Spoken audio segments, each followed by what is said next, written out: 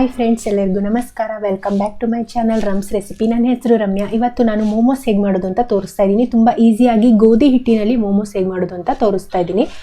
ಸಾಮಾನ್ಯವಾಗಿ ಇದನ್ನು ಮೈದಾ ಹಿಟ್ಟಿಂದ ಮಾಡ್ತಾರೆ. ಮೈದಾ ಆರೋಗ್ಯಕ್ಕೆ ಒಳ್ಳೆಯದಲ್ಲ ಅಂತ ನಾನು ಗೋಧಿ ಹಿಟ್ಟಿಂದ ತೋರಿಸ್ತಾ ಇದ್ದೀನಿ. ನೀವು ಗೋಧಿ ಹಿಟ್ಟು ಬದಲು ಮೈದಾ ಹಿಟ್ಟು ಉಪಯೋಗಿಸಿ ಕೂಡ ಮಾಡ್ಕೊಬೋದು.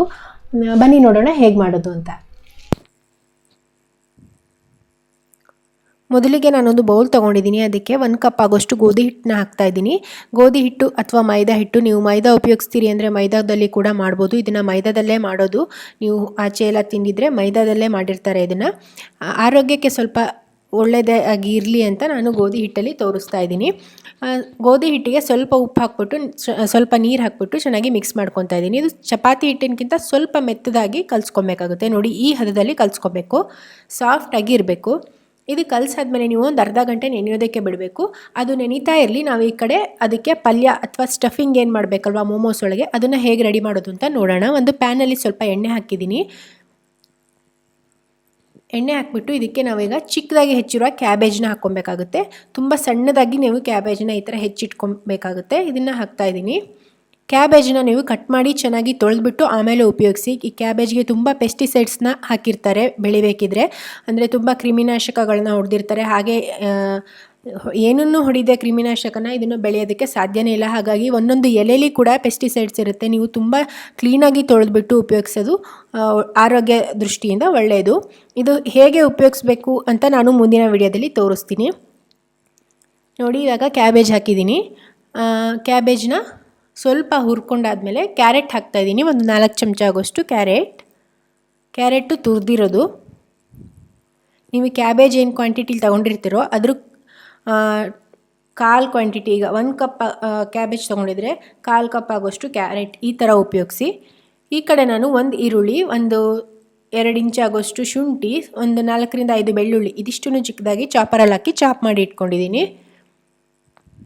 ನೋಡಿ, ಅದನ್ನು 3 ಚಮಚ ಆಗೋಷ್ಟು ಇವಾಗ ಸೇರಿಸ್ತಾ ಇದ್ದೀನಿ. ಇದಕ್ಕೆ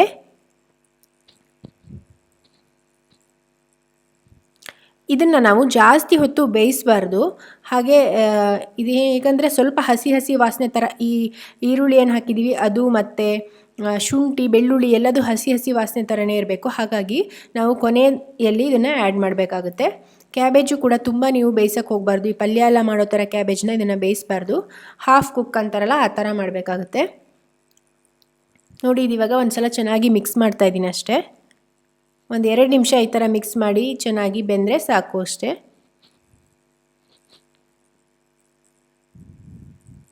ನೋಡಿ, ಇವಾಗ ರೆಡಿಯಾಗಿದೆ. ಇಷ್ಟಾದರೆ ಕರೆಕ್ಟಾಗಿರುತ್ತೆ.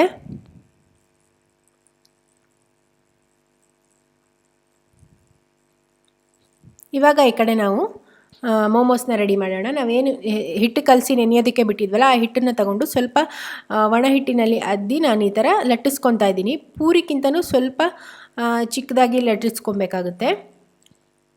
ತುಂಬ ತೆಳುವುದಾಗಿ ಮಾಡ್ಕೊಬೇಕು. ಈ ಥರ ತೆಳ್ಳದಾಗಿ ನೀವು ಲಟ್ಟಿಸ್ಕೋಬೇಕು. ಇದಕ್ಕೆ ನಾವು ಇವಾಗೇನು ಕ್ಯಾಬೇಜದು ಸ್ಟಫಿಂಗ್ ಮಾಡಿ ಇಟ್ಕೊಂಡಿದ್ವಲ್ವ ಅದನ್ನು ಹಾಕಬೇಕು. ನಾನು ಒಂದು 2 ರಿಂದ 3 ಚಮಚ ಆಗೋಷ್ಟು ಹಾಕ್ತಾಯಿದ್ದೀನಿ. ನೀವು ಇದೇ ಸೈಜಲ್ಲಿ ದೊಡ್ಡದಾಗಿ ಮಾಡಬೇಕು ಚಿಕ್ಕದಾಗಿ ಮಾಡಬೇಕು ಅಂತೇನಿಲ್ಲ. ನೀವು ಯಾವ ಸೈಜಲ್ಲಿ ಬೇಕಾದರೂ ಮಾಡ್ಕೊಬೋದು. ನಾನಿಲ್ಲಿ ಪೂರಿಗಿಂತ ಸ್ವಲ್ಪ ಚಿಕ್ಕದಾಗಿರೋ ಸೈಜಲ್ಲಿ ನಾನು ಲಟ್ಟಿಸ್ಕೊಂಡು ರೆಡಿ ಮಾಡ್ಕೊತಾ ಇದ್ದೀನಿ. ನೋಡಿ, ಈ ಸೈಜಲ್ಲಿ ಬರುತ್ತೆ ನಾನು ತೋರಿಸಿರೋ ಇದರಲ್ಲಿ ತಗೊಂಡ್ರೆ. ನೋಡಿ, ಈ ಥರ ಒಳಗಡೆ ಸ್ಟಫಿಂಗ್ ಮಾಡಿಬಿಟ್ಟು ಅದನ್ನು ಸುತ್ತಿ ಈ ಥರ ತಿರುಗಿಸ್ಬಿಟ್ಟು ರೆಡಿ ಮಾಡಿ ಇಟ್ಕೊಂಡಿದ್ದೀನಿ. ಎಲ್ಲ ಮೋಮೋಸ್ನು ರೆಡಿ ಮಾಡಿ ಇಟ್ಕೊಂಡಿದ್ದೀನಿ. ಇವಾಗ ಇದನ್ನು ಸ್ಟೀಮರಿಂದ ನಾನು ಸ್ಟೀಮ್ ಮಾಡ್ಕೊತಾ ಇದ್ದೀನಿ. ಇದಿಲ್ಲ ಅಂದರೆ ನೀವು ಒಂದು ಕುಕ್ಕರಲ್ಲಿ ಕೂಡ ಒಂದು ಪಾತ್ರೆನ ಇಟ್ಬಿಟ್ಟು ಹಾಗೆ ನೀವು ಸ್ಟೀಮ್ ಮಾಡಿ ಬೇಯಿಸ್ಕೊಬೋದು.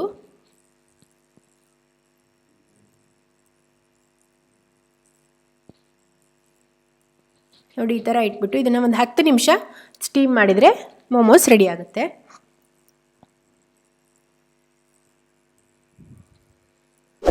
ನೀವಿನ್ನೂ ನನ್ನ ಚಾನಲ್ಗೆ ಸಬ್ಸ್ಕ್ರೈಬ್ ಆಗಿಲ್ಲ ಅಂದರೆ ಸಬ್ಸ್ಕ್ರೈಬ್ ಆಗಿ. ಹಾಗೆ ಈ ವಿಡಿಯೋ ನಿಮಗೆ ಇಷ್ಟ ಆಗ್ತಿದ್ರೆ ಒಂದು ಲೈಕ್ ಮಾಡೋದನ್ನು ಮರಿಬೇಡಿ.